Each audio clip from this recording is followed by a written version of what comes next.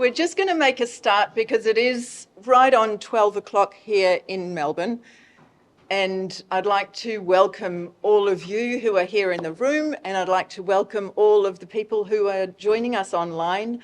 I know there are people from a number of different countries who are joining us, so welcome, welcome, welcome. It is delightful to have you here for our first Global Childhood Seminar in 2023. Thank you for joining us. Before we get started, I'd like to acknowledge that we're on the unceded land of the Wurundjeri Woiwurrung people in Naarm, Melbourne, and this is the place where we live and learn. So I'd like to acknowledge the elders past, present, and emerging. I'd also like to acknowledge the women, particularly of the Wurundjeri Woiwurrung people and the women in general, because it is International Women's Day. So thank you, Mark, for joining us on this day. I want to, without any further ado, welcome Professor Mark Tissar from the University of Auckland. And I had to have a little list here of all the things that he is because it's too much for my little head. So Mark is the head of the School of Learning, Development and Professional Practice at the University of Auckland. He's Associate Dean International, and he works also as chair for the Reconceptualising Early Childhood Education group and is president of PESA, of the Philosophy of Education Society of Australasia. So Mark is beautifully positioned from his research and from his experiences in his work to help us to theorise global childhoods. I'm particularly excited about this talk because we've been going for almost a year now for the Global Childhood Seminar series, and what we're doing in this work is developing various perspectives and theories on what is childhood and what are global childhoods. What is it even that we're talking about? And so to give us a little bit more of a theoretical depth and perspective on that, I'm going to hand over to you. Just for people overseas, sorry, I was going to hand over to you. For people who are coming online for this, we're going to go for about 40 minutes, 45 minutes or so, and then start a Q&A time. So those who are in the room can ask their questions here, of course. If you're overseas, you can put it into the Q&A section on the webinar, and I'll be monitoring that and be able to read out your questions to Mark, and we can work with them then. So thank you very much, and please join me in welcoming Mark to the University of Melbourne. Kia ora koutou, ko Marek Tissar toku ingoa.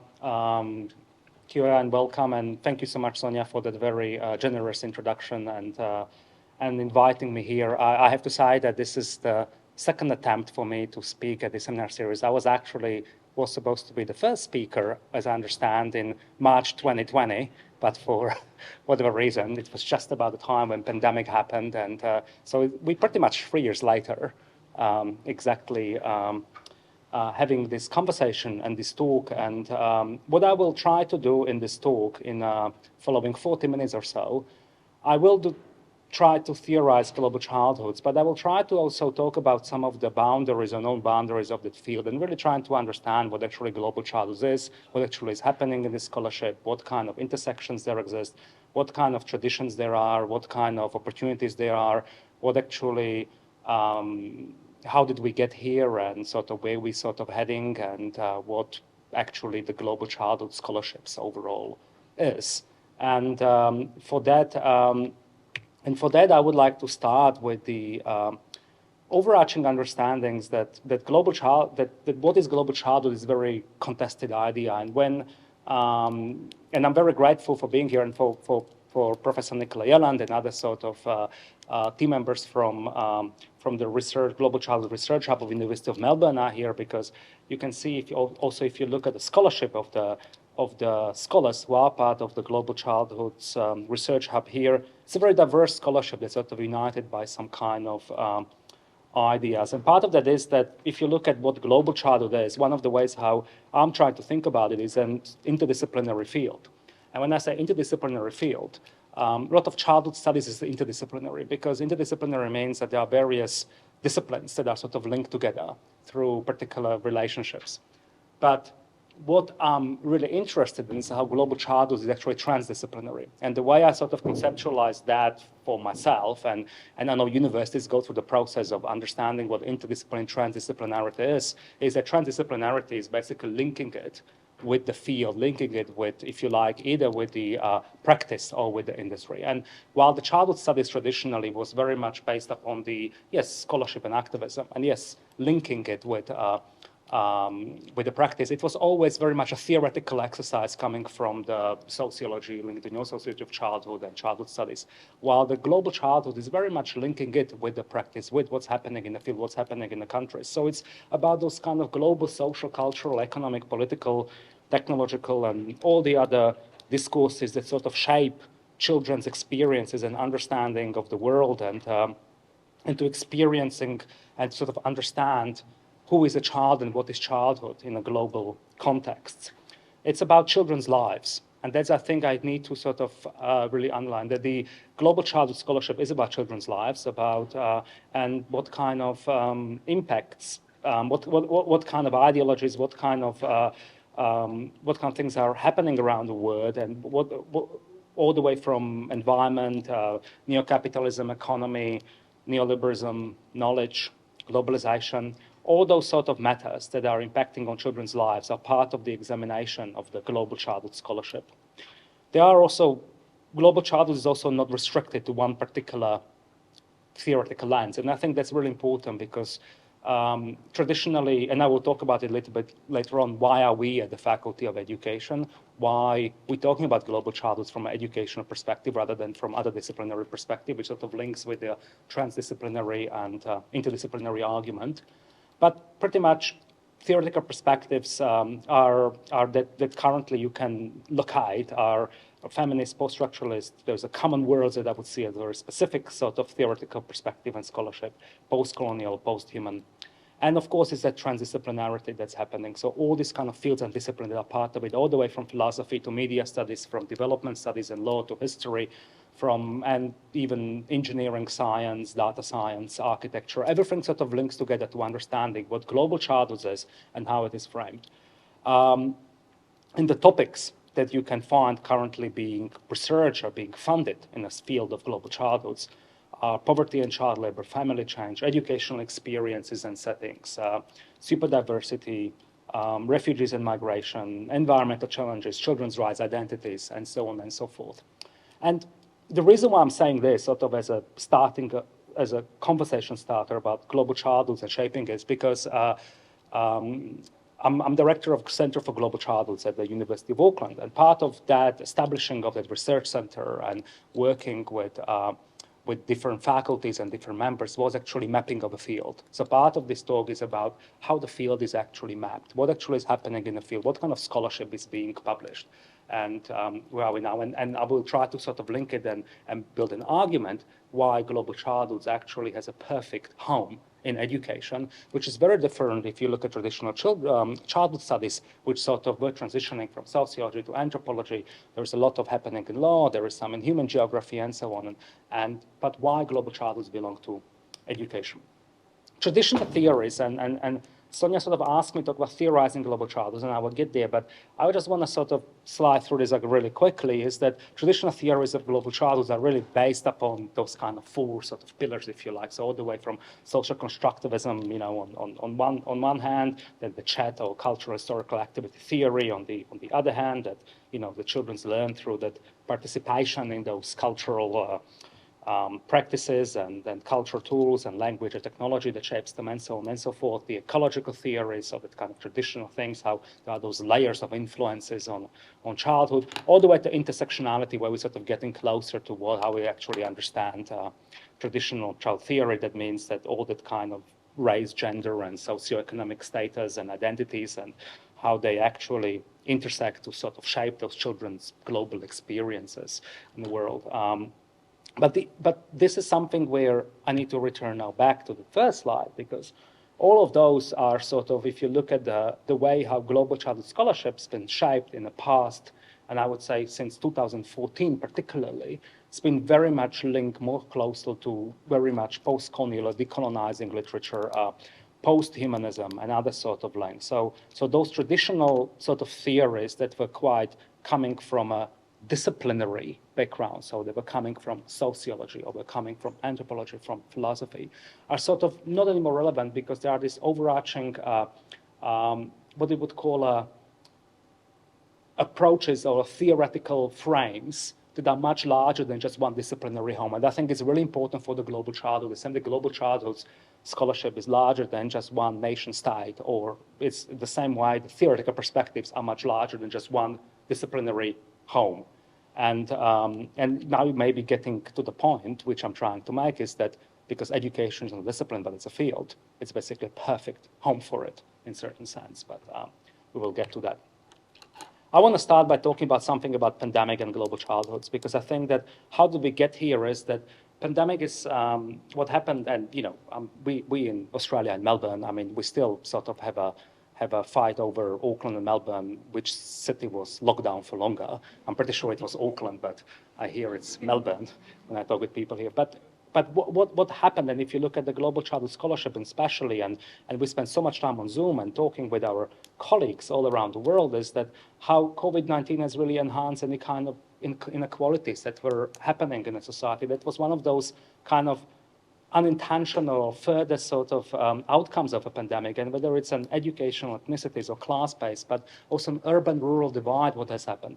But what we also find out during the time when we suddenly stopped for a second running around the world and having all those face-to-face meetings and going from place to place, we suddenly realized that the idea of global and childhoods, that it requires both philosophical and structural attention that sort of helped us to do some of the rethinking of what actually global childhood is. It's disrupted some of those established beliefs that are sort of really grounded in the disciplines, because as we were entering the pandemic, there was just a massive debate between scholars from law and scholars from human geography who actually owns a childhood studies scholarship, for example.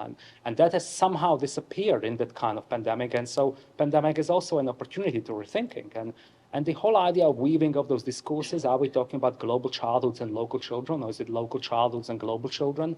I mean, there's a paper and debate on its own, and I would love to hear your thoughts on that, whether we're talking about actually global childhoods or local childhoods and local children or global children, and what it actually means in that whole context. We're sort of used to some of those statements or those phrases, but if you try to theorize them, what do they actually mean?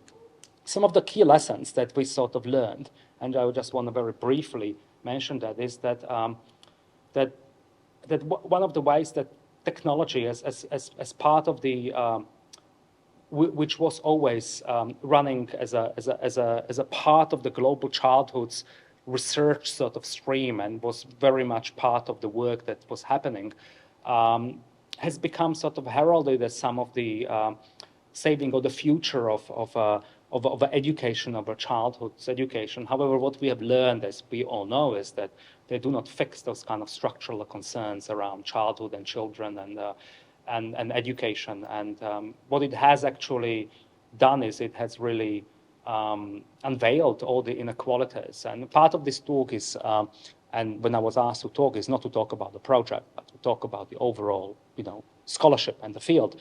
But if you're interested, we can afterwards also talk about some of the studies that are actually talking about the inequalities that technologies have literally revealed and showed us that what actually is happening in our communities, in our indigenous population, what's happening with the in the global South countries and so on. But what we also find out is that we need a place, space, and bodies in education. That actually we cannot give that idea up, despite that there is a massive, and I know that when I talk with colleagues from other universities all around the world, we're struggling to get students and staff back on our campuses to the rhythm as it was before. But the question which we can ask is, should we or shouldn't we? That's a different question. But the point is that the play space embodies in education. That statement on its own, I think it's really important, and that's one of the key lessons. We cannot actually run an education from our home and expect our children and students to be at home as well, because especially of those inequalities and conditions that are existing.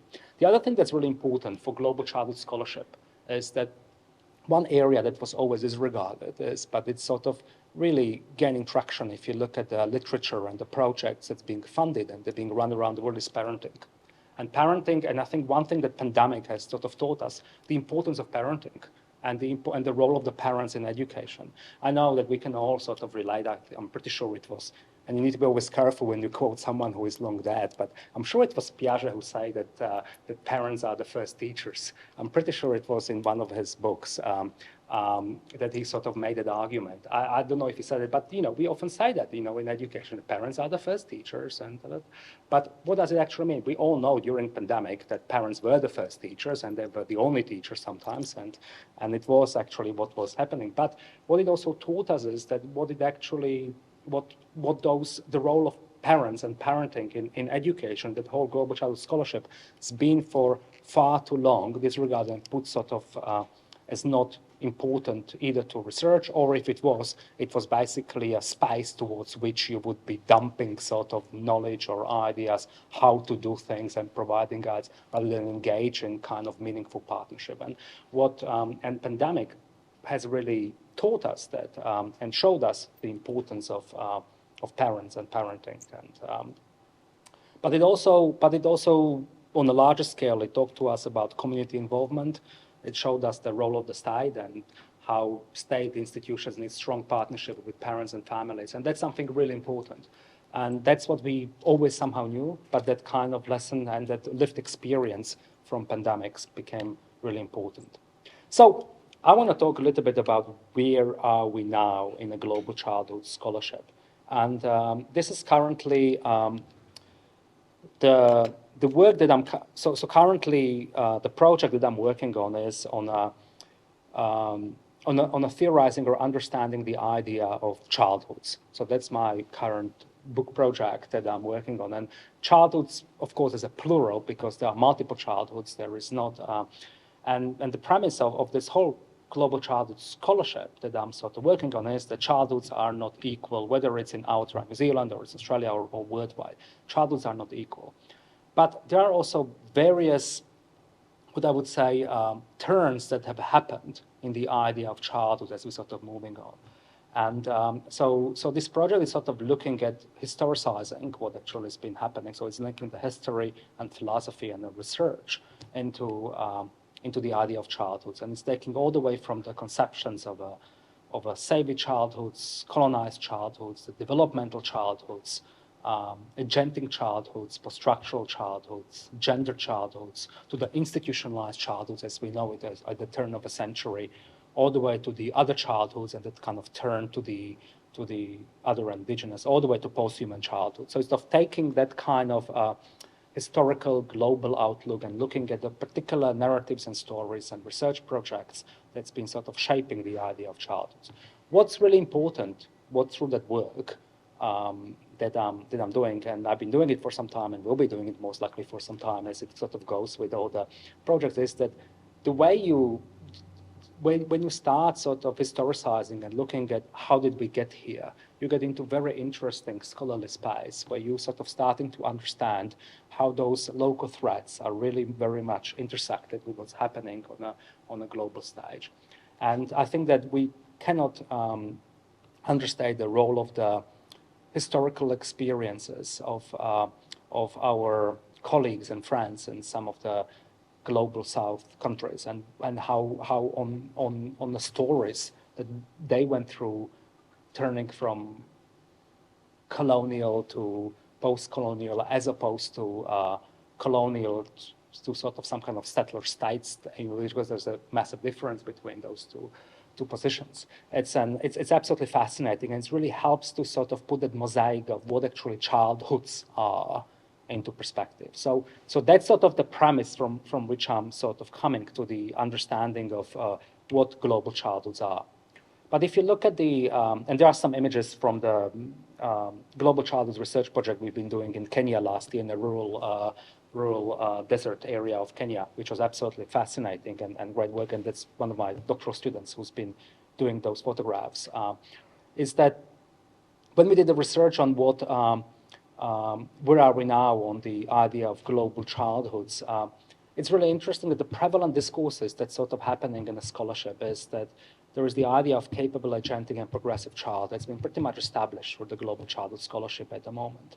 And it's that kind of departure that has happened about 2008, 2009 in the scholarship, that turn has sort of happened in most of the global child scholarship, that departure from that kind of troubled child, that there is a child that is up to the understanding of more, which is sort of more in line, something that we knew for much longer, obviously, in education through the way how various philosophies or curriculum frameworks are sort of set up. That was part of that scholarship. But to see that sort of from the transdisciplinary perspective, that kind of turn from the troubled child to capable, agentic, progressive child is really interesting. But on the other hand, what's really interesting is a tension. If you look at the projects that are sort of sitting behind that kind of idea, that are really problem-based scholarship, if you look at it. So most of the grants and most of the scholarship that gets funded is about the problem-based. So there is a problem somewhere located in the idea of childhood. And one of the ways when we look at the grants and into the global childhoods work was around the idea where the scholars and the funders sort of wish that children and childhoods could be different. So there's that hope, that kind of future-focused thinking around that. But at the same time, the scholarship and activism, the traditional part of the lens of, because global childhoods is sort of, you can trace it back to that kind of, late 80s, so that kind of emergence of new sociology of childhood, obviously, that's coming from that scholarship and activism agenda. That scholarship and activism has been really that idea that how do you weave them together and positioning them was really deteriorating. So now you find out much more scholarship and not so much activism, and the activism is sort of almost outsourced outside of the universities, more towards the not-for-profits or other sort of organization, and it's sort of on the outskirts of those research projects. Which I think is really, really interesting, which was another shift. What's gaining real traction in that scholarship in a past couple of years is particularly the idea of decentering the child in childhood. So more and more you get a scholarship that's sort of trying to really look at the idea who is a child and what is childhood and decenter them, and which is sort of part of also the turn to posthumanism. You get the new philosophies and methodologies that are coming in, and we have some great scholars here in the audience who've done fantastic, really innovative methodological work, like Linda Knight, Karen Malone, and others sort of. That's really exciting to see those kind of new thinking that coming into it, challenging the traditional way and pushing the field further. There is indigenous global childhood scholarship, which is gaining strength and traction.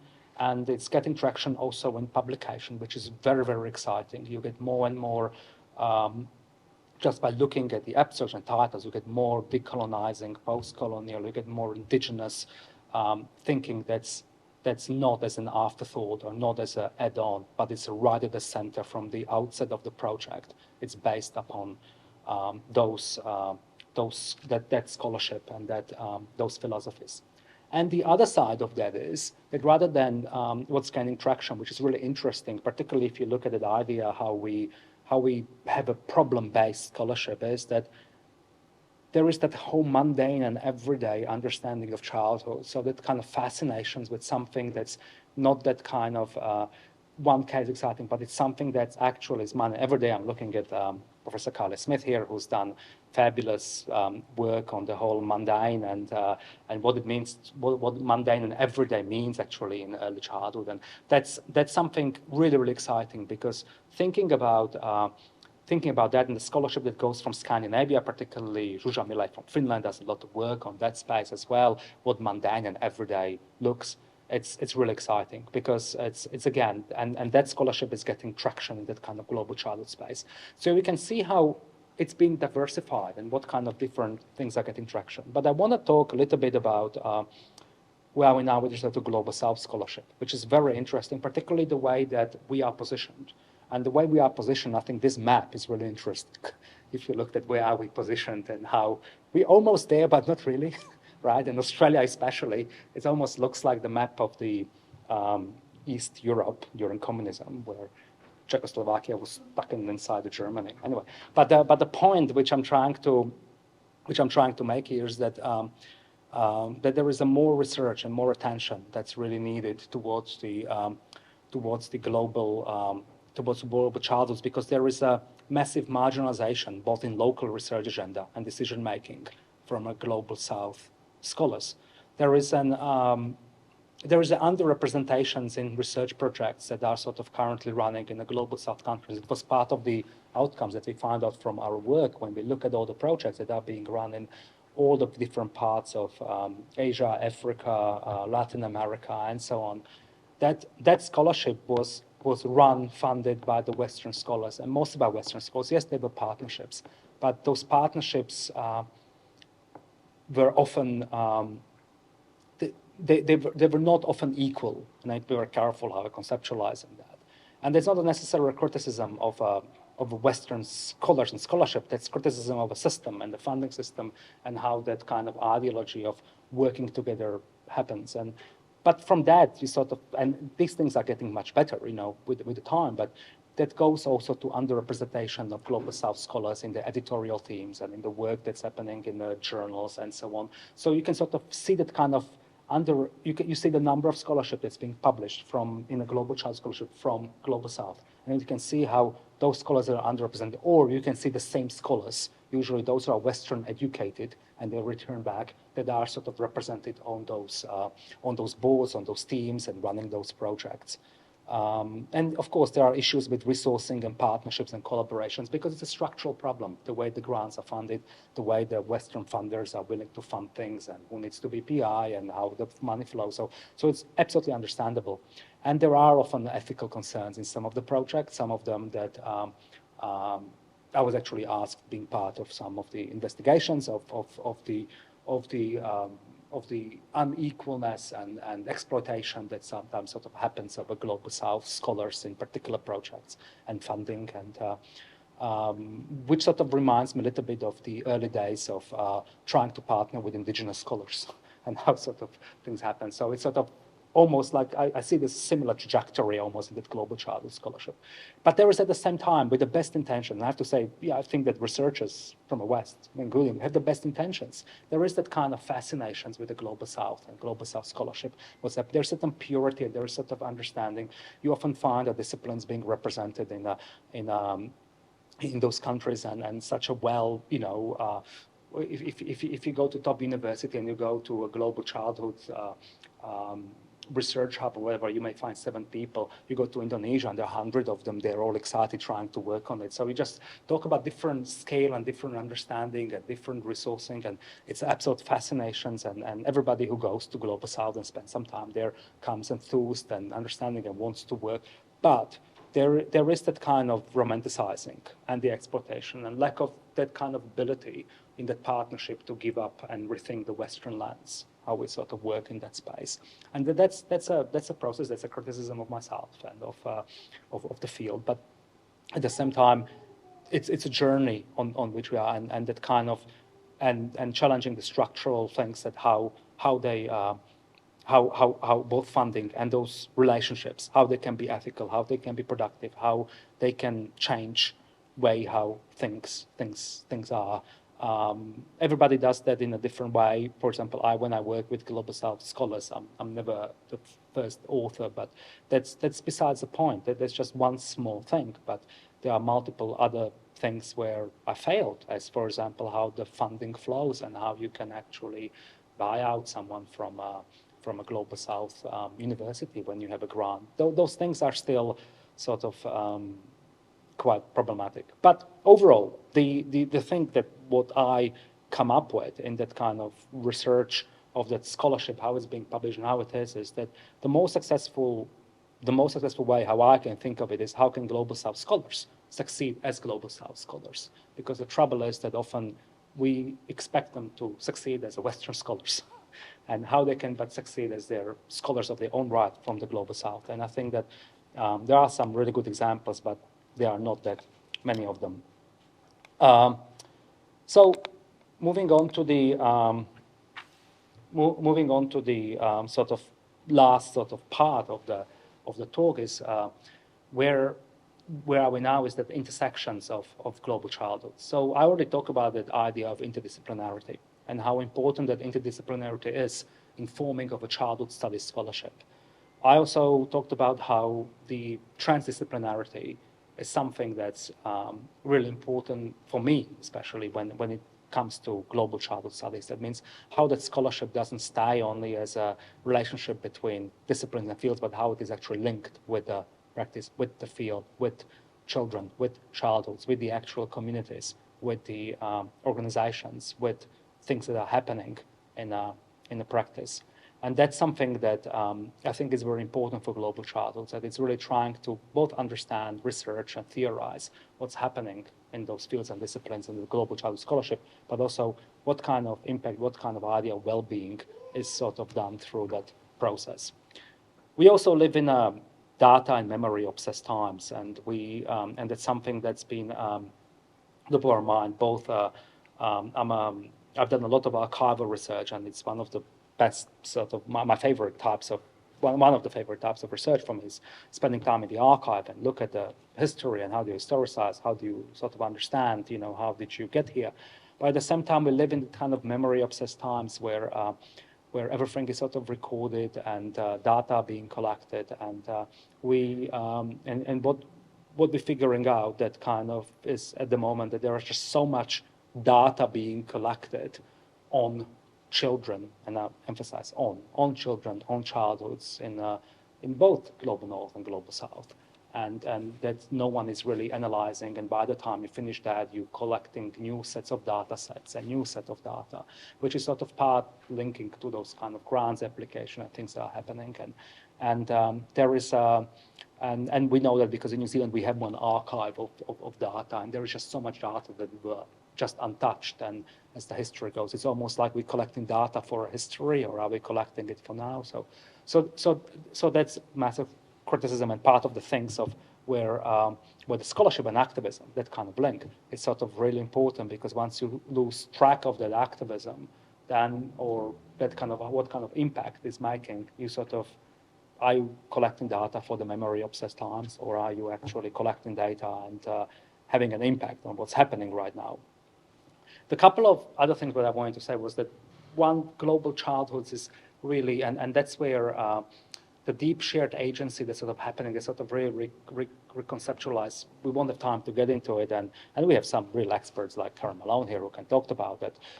Is the idea that we're suddenly moving away from just thinking around agency as something that individualistic, but something more collective, something deeply shared, both through the time, space, and both through human and non-human. And that's something really powerful, that's sort of reconceptualizing relationships. That's where Indigenous scholarship, for example, in Aotearoa New Zealand, Maori scholarships come so helpful, because a lot of those ideas are very much already part of the thinking, is that how do you give up the Western lens and change it? Part of it is Wanganui River in New Zealand. I mean, many of you know that that's work done through the legal scholarship and post-humanism, where sort of the Wanganui River was such an important space and river and place in Aotearoa New Zealand, which sort of gained a personal status and legal status as a sort of living organism. So everything what happens around it is it has a rights as the same rights as a human being, which sort of tells you that kind of relationality and what happens between the children, childhoods, communities,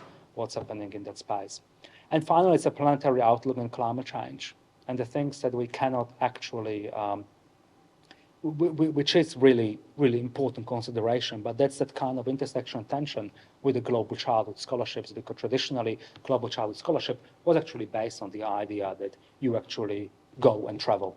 That was global childhoods. That's how it was. You go and travel, spend time, come back, you do, publish, work, you go, travel, do that. It was that kind of traditional sort of way. And how does it actually look at the planetary outlook and climate change? Can actually global south scholars travel here, for example, and spend time here?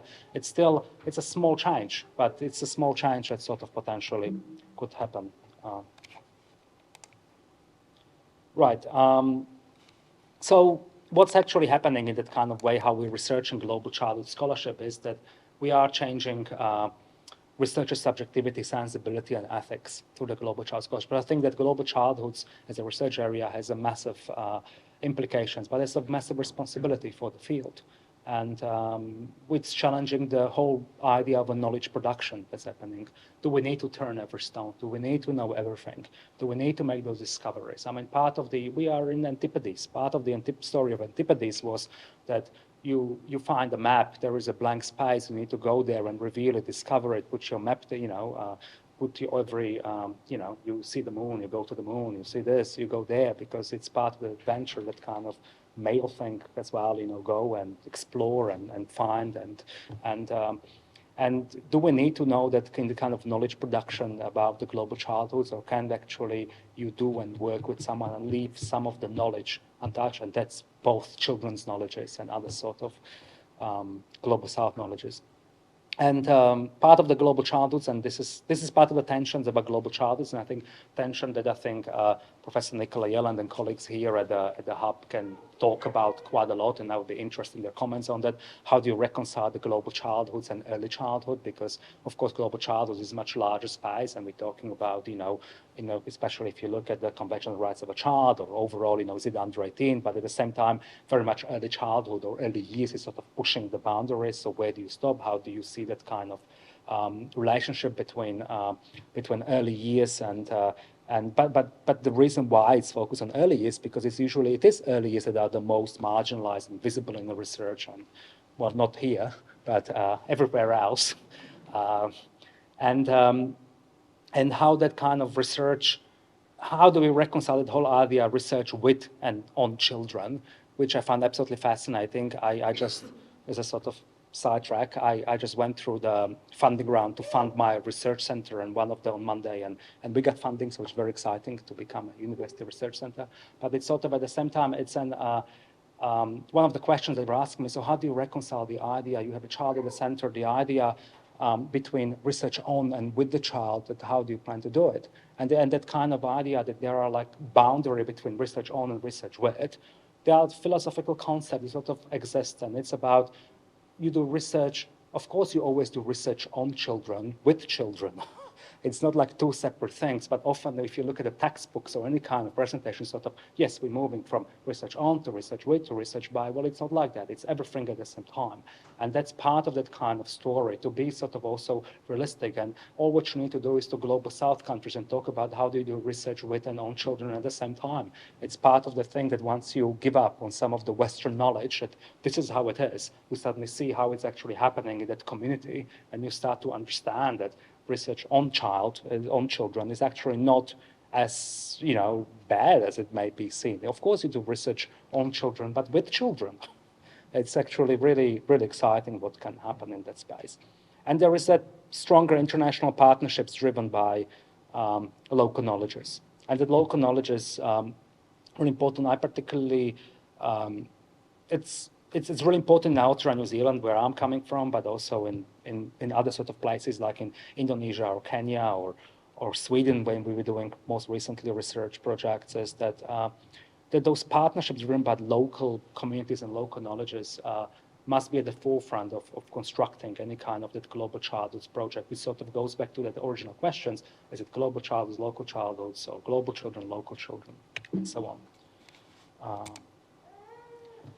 I just wanted to, one thing that what particularly is exciting, if you look at the scholarship that sort of exists in currently sort of in the field of sort of global childhoods, or where the field has gone, just look at the scholarship sort of from about beginning of pandemic till now that sort of happened, some of the key texts and things that's been sort of happening and that shaped the field. I mean, it's a very exciting space, and we got very exciting scholars from both from here, from Melbourne, and as well as from around the world, and from indigenous scholars who are really working in the space and changing the field, and really rethinking how we engage in that field, and looking at that kind of both inter and transdisciplinarity of what could happen, all the way from mundane to the indigenous, all the way from from the idea of the rights to the media studies. And there is something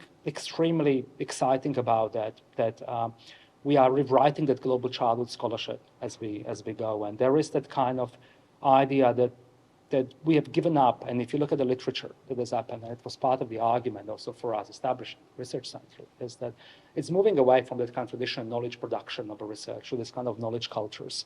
That suddenly you're creating that kind of cultural sort of space within which those various papers, they talk with each other and create that kind of scholarship rather than just producing new separate knowledges. And that kind of web, that kind of shared agency that's happening between those papers and that scholarship is absolutely astonishing once you start researching that.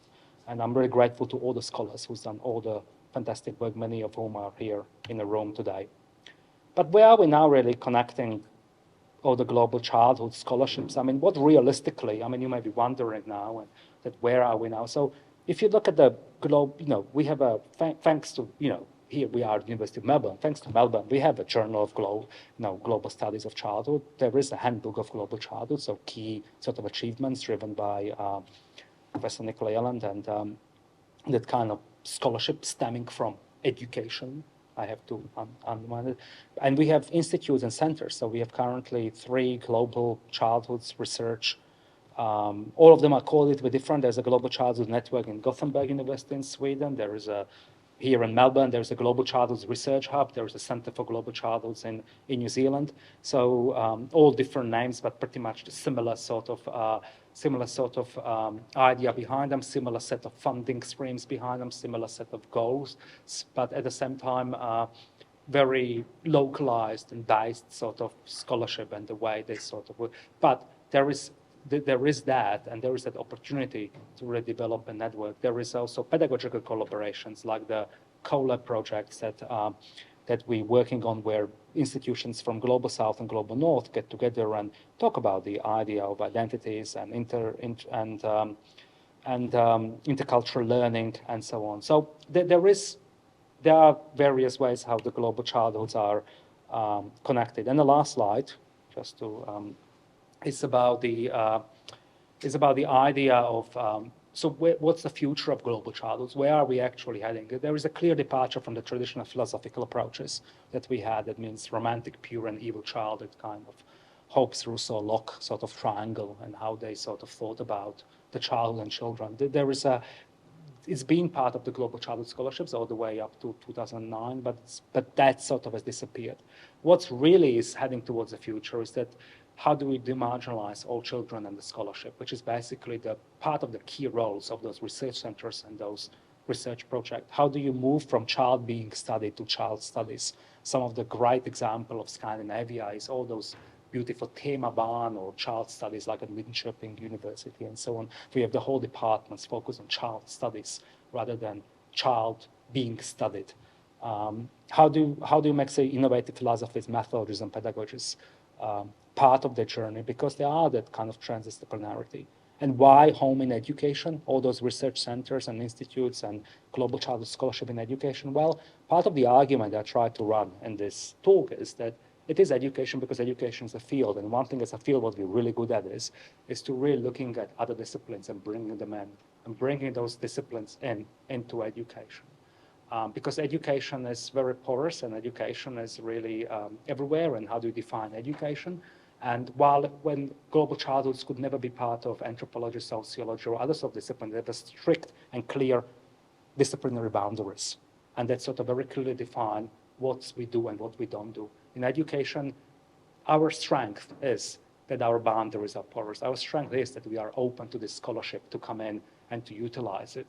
And that's why we can, for the future of global childhoods, which is sort of a wish, but also you can see it in a scholarship that those centers produce, is that call for indigeneity, call for historicity, call for belonging, call for placemaking, and call for the partnership that we have with those communities. So that's the current state of the field, and that's my take on theorizing global childhoods. Thank you so much, Kira. Thank you for having me.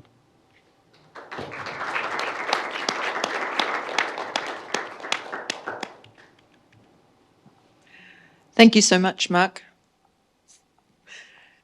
I want to open for questions now. We have a few minutes left.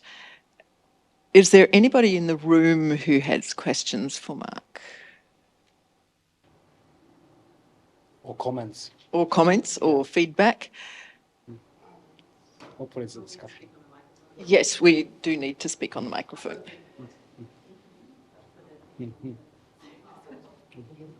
No?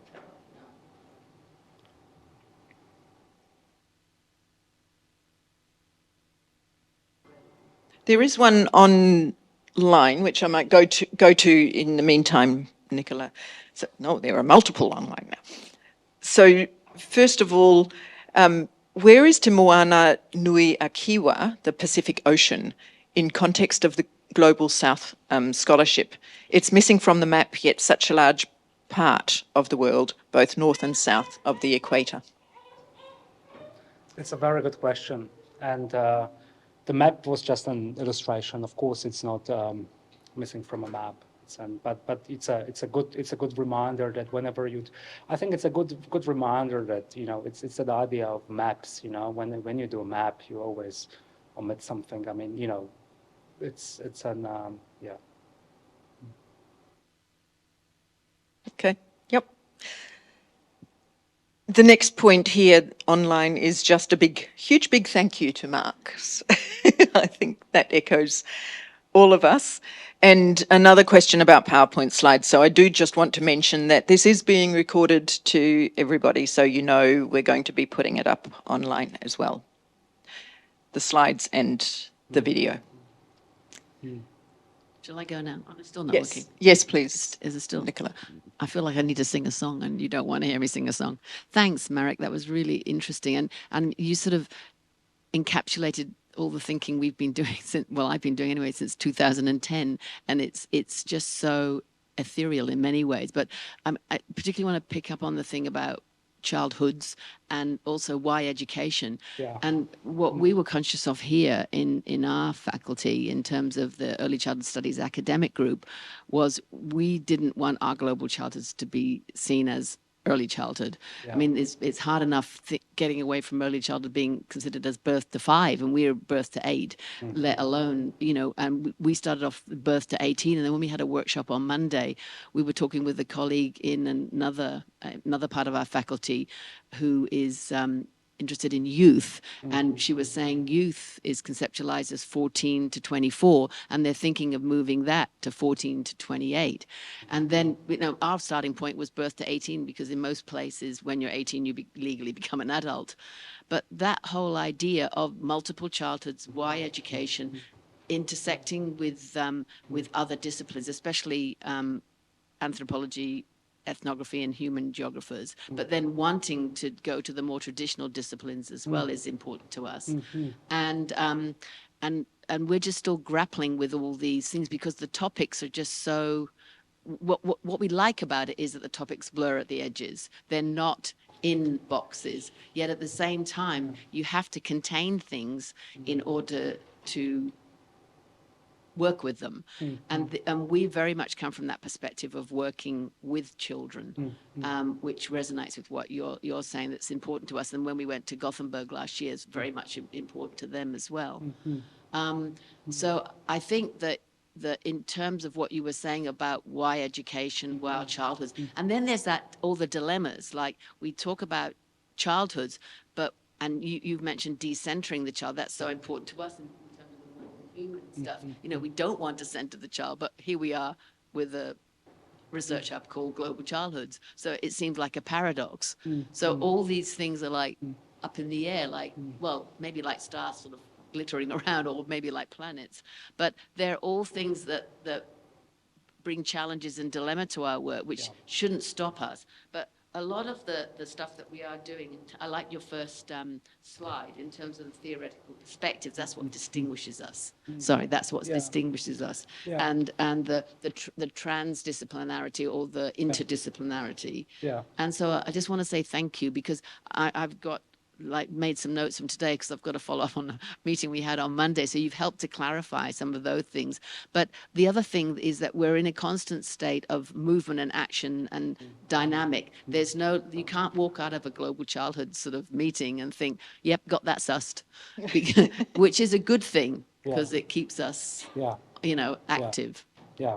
No, There was no question. There was just a yeah, ramble. no, and thank you for that, Nicola, because I think that and thank you and the team here and all the other scholars here in Melbourne, because you were actually really at the forefront of a lot of the thinking that's happening in this space. I would just like to comment on that age and that boundaries and the idea of global childhoods and early childhood is really, really interesting, because I found it really fascinating, because if you look at all those research centers that are global child research centers struggle with the same tension.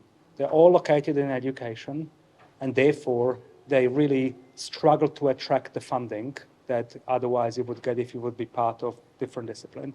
And at the same time, they all started from early childhood rather than from a youth perspective, as you say, or for all the children.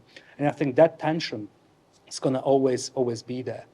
To answer the second point which you said about how do you make it transdisciplinary or interdisciplinary further, well, as we are becoming the university research center, we had to make that argument how every faculty and how every sub-discipline, all the way from engineering and science and business and economics and pretty much Liggins, how every institute, every research institute, how they find themselves, how they would find themselves at home at the Global Childhood Research Center, which was absolutely fascinating exercise to do that. But I can just say it's absolutely possible in every discipline. The idea that once you start thinking, like, for example, engineers, how they do, for example, traffic control, for example, things around the school traffic, things around you can start just naming all those different sort of projects, science and the large, and how do you actually work with the large data sets, and how data science can actually help you to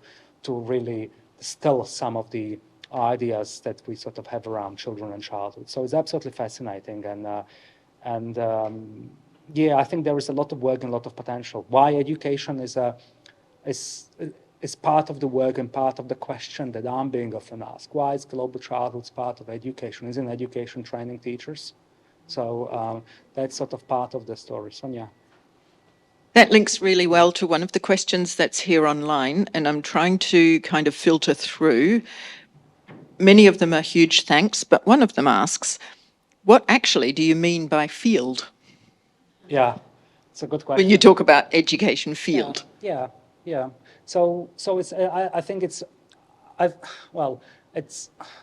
there's a whole scholarship about how do you define disciplinary boundaries, and what is field. When I talk about field, I'm really meaning that an area that's sort of very much both scholarly and practice-based space within which different disciplines, if you like, or traditional sort of set of frameworks and philosophical thoughts can found its home. So, for example, sociology I wouldn't see as a field. Education is a field, but that's that kind of distinction in my head, or through reading the literature. So the same way how you can argue like what's the difference between inter and transdisciplinary. I mean, don't quote me on that. That's how I understand inter and transdisciplinarity, because interdisciplinarity is, how the disciplines relate together. Transdisciplinary for me, yes, that plus more, that relationship with the outside of academia that sort of happens. So. I'm just going to add one more question, and then I'm going to hand over to Kylie. So last question is, what's your opinion on the statement, global childhood studies will be more beneficial to children in less developed countries? That's an interesting statement. I don't know about less or more beneficial. I'm not trying to think in those terms, but I think that there is something about global childhoods and the axiology or around ethics that sort of happens around that's a little bit different than some other traditional. I seen when we did review of the research project and grants, what we see is a lot of relationship with between Western countries and Global South, particularly around early childhood educational projects that were very much one-dimensional. And I really hope that the global childhoods scholarship will always work with that idea of ethics of a partnership with the local communities in those Global South countries. So I think that there should be a different engagement.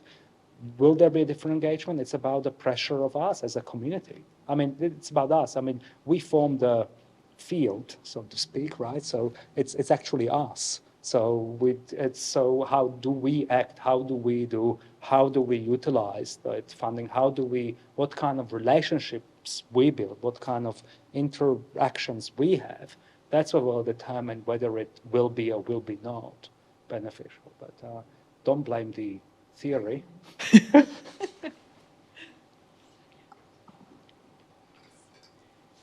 All right.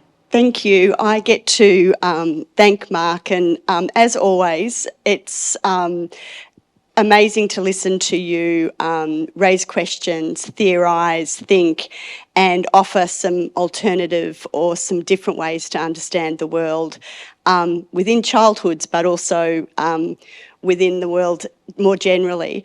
And I have a billion questions, and I was tapping Sonia on the shoulder, but there's not enough time. But one of the things that I've been thinking about as you've been talking, particularly around data and ethics and how much data we already have out there, and thinking about the sort of methods that we have and how we forget about archival work.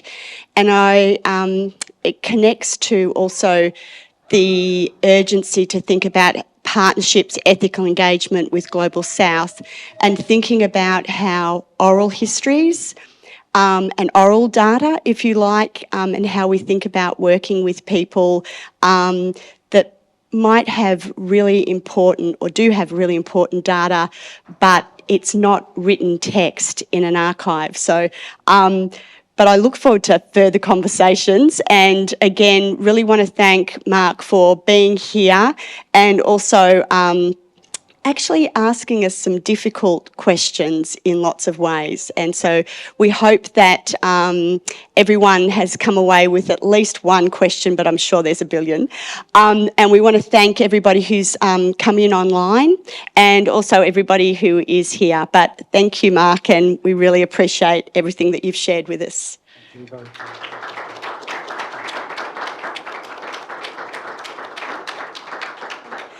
Thank you, Sonia, and we will look forward to the next seminar, and that will come shortly, some more information. So we'll circulate that. When I say we, Sonia will circulate that. So thank you, Sonia, for all the work that you've done. Thank you.